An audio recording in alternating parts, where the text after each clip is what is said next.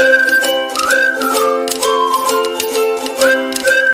everyone, once again welcome back to my channel Study Ship with Haksistra। तो आज की इस वीडियो में हम कवर करने वाले एक फेमस पैरोडी या एक सटायर जो कि जोनाथन स्विफ्ट के द्वारा लिखी गई थी, अ मेडिटेशन अपॉन अ ब्रूमस्टिक। जैसे कि इस पैरोडी की हम टाइटल से ही ये एनालाइज कर सकते हैं कि ये एक रिलीजियस टच दिया गया है इस पैरोडी को, क्योंकि यहाँ पर मेडिटेशन का यूज़ किया गया है और एक मौखिक एलिमेंट भी यूज़ किया गया है जैसे कि ब्रूमस्टिक। तो जोनाथन स्विफ्ट ने काफ़ी ह्यूमरस वे में एक सटायर ऐसे लिखा जिसका नाम उन्होंने दिया अ मेडिटेशन अपॉन अ ब्रूमस्टिक। तो चलिए देखते हैं आखिर ऐसा क्या खास लिखा है जोनाथन स्विफ्ट ने इस सटायर ऐसे में। A meditation upon a broomstick by Jonathan Swift. ये ऐसे एक क्लासिक पीस ऑफ पैरोडी है। सबसे पहले हम ये समझते हैं कि पैरोडी होता क्या है। पैरोडी भी बिल्कुल सटायर की तरह होता है जिसमें हम लोग किसी को या किसी चीज़ को सैटराइज करते हैं एक ह्यूमरस वे में। तो मेडिटेशन अपॉन अ ब्रूमस्टिक भी एक पैरोडी है जो कि ग्रेट एंग्लो आयरिश सटायरिस्ट और गुलिवर्स ट्रैवल्स के फेमस ऑथर जोनाथन स्विफ्ट ने लिखा था। अपने इस सटायर में स्विफ्ट ने अपने शार्प पेन के थ्रू मॉक किया है रॉबर्ट बॉयल को और उनकी occasional reflection upon the several subject एक बुक थी उसको। रॉबर्ट बॉयल एक फेमस फिलोसफर, इन्वेंटर और केमिस्ट रह चुके हैं। उनकी ये book occasional reflection upon the several subject 1665 में पब्लिश हुई थी, जिसके अंदर उन्होंने वेरियस एवरीडे सब्जेक्ट्स जैसे मिरर, फ्रूट, ट्रीज, फिश, मतलब घर के जितने भी घरेलू सामान हैं उसे वो रिलीजन से जोड़ दिया करते थे। रॉबर्ट को हर एक चीज़ में man relation to the God या man relation to his soul ही नज़र आता था। स्विफ्ट के हाथों ये बुक तब लगी जब वो एक अपने रिलेटिव विलियम टेम्पल के घर में रह रहे थे, जहाँ पर वो एज अ सेक्रेटरी एम्प्लॉयड थे और उस घर में ये बुक काफ़ी पॉपुलर थी। और वहाँ पर कुछ लेडीज़ एज अ ऑडियंस आती थी उस बुक को सुनने के लिए जिसे स्विफ्ट पढ़कर सुनाते थे। मगर क्या हुआ, स्विफ्ट काफ़ी बोर हो गए बॉयल के पॉइंट से और उन्होंने एक अपना मेडिटेशन लिखा अपन अ ब्रूमस्टिक और उस मेडिटेशन को उन्होंने उस बुक के अंदर रख दिया जिसे वो पढ़कर सुनाया करते थे, बॉयल की बुक।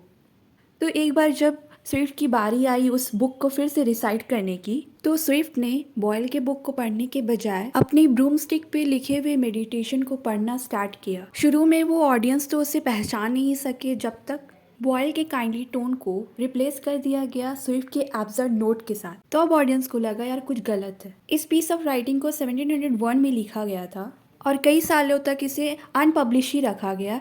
एट लास्ट एक कंट्रोवर्शियल बुक सेलर और पब्लिशर थे जिनका नाम था एडमंड कर्ल, इसे 1710 में पब्लिश कराया और एडमंड ने इसे चोरी कर फाइनली पब्लिश कराया था। इससे स्विफ्ट मजबूर हो गए थे एक करेक्टेड और ऑथराइज्ड वर्जन को लिखने के लिए, जिसे स्विफ्ट ने अपने मेमोरी से लिखा था।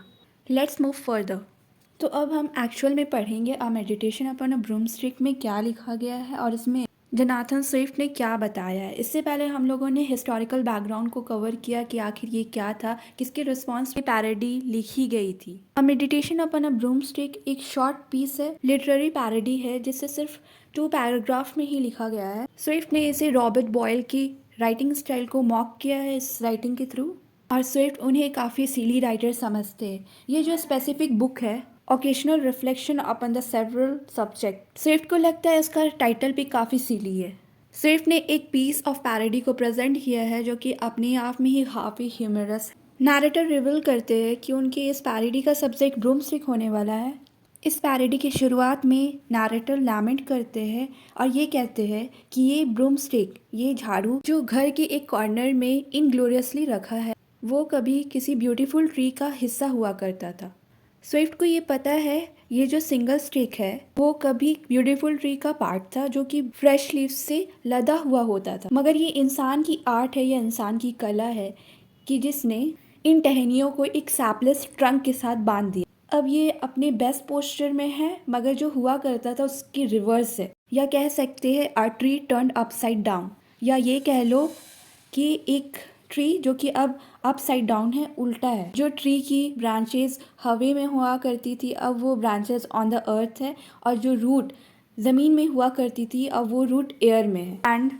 और अब ये खुद गंदी होके दूसरी चीज़ों को साफ करने में काम आती है। मतलब एक पेड़ वो किस तरह से अब एक ब्रूम स्टिक में कन्वर्ट हो चुका है। स्विफ्ट आगे ये भी कहते हैं कि ब्रूम स्टिक बिल्कुल इंसान की तरह है, नेचर ने उसे वर्ल्ड में स्ट्रॉन्ग थ्राइविंग कंडीशन में भेजा है, सर पे बालों के साथ, प्रॉपर ब्रांचेस के साथ, कि तब तक एक एक्स आता है जो कि उसकी ग्रीन बोज मतलब ग्रीन डालियों को काट के और इंसान को बेजान सूखा एक ट्रंक बना के चला जाता है, क्योंकि इंसान डे बाय डे जो है उसकी एज आगे बढ़ते जाती है और इंसान बूढ़ा होते जाता है। इंसान भी किसी विम्स के अकॉर्डिंग ही अपनी ज़िंदगी को बसर करता है, जिस तरह ब्रूमस्टिक जिसे मेट के अत्याचारों को सहना पड़ता है। मैन जो कि यूनिवर्सल रिफॉर्मर है, करेक्टर ऑफ अब्यूजेस है और रिमूवर ऑफ ग्रीवियंस है। इंसान भी नेचर के हर एक कॉर्नर में है, जिनका काम ये है कि हिडन करप्शन को लाइट में लाना, उनका काम ये है पॉल्यूशन को हटाना, अब्यूजेस को रिवील करना और जितनी भी दुनिया में गंदगियां हैं उसे रिमूव करना। मगर ये करने की बजाय मैन वो हर पॉल्यूशन में हिस्सा लेता है जिसे वो उसे हटाना चाहिए था। इंसान की भी जिंदगी काफ़ी हद तक एक ब्रूम स्टिक की तरह है, जिसे दरवाजे से धक्के मार के निकाल दिया जाता है जब उसकी यूटिलिटी ख़त्म हो जाती है। जब कोई भी झाड़ू बेकार हो जाता है तो उसे हम फेंक देते हैं, तब उस झाड़ू को हम लोग आग को जलाने में इस्तेमाल करते हैं और उस आग से लोग अपने आप को गर्म करते हैं।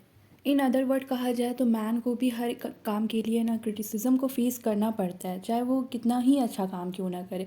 जिस तरह से ब्रूम स्टिक हर गंदगी का सफाया करता है, उसी तरह अगर इंसान गंदगी का सफाई करते भी तो इंसान को भी किसी न किसी से क्रिटिसिज्म फेस करना ही पड़ जाता है। तो इंसान भी बहुत हद तक ब्रूम स्टिक की तरह है, अपसाइडेड डाउन, इरेशनल, जितनी भी गंदगियां हैं उन्हें समेटना इनका काम है। एट लास्ट मिट्टी में जाके सॉइल्ड अप हो जाना है, जिस तरह से ब्रूम स्टिक को यूज़ के बाद बाहर फेंक दिया जाता है। तो ये थी हमारी parody meditation upon a broom stick. Hope करती हूँ आप लोग को पसंद आई होगी। अगर पसंद आई हो तो लाइक शेयर और सब्सक्राइब ज़रूर करना। तब तक के लिए स्टडी वेल।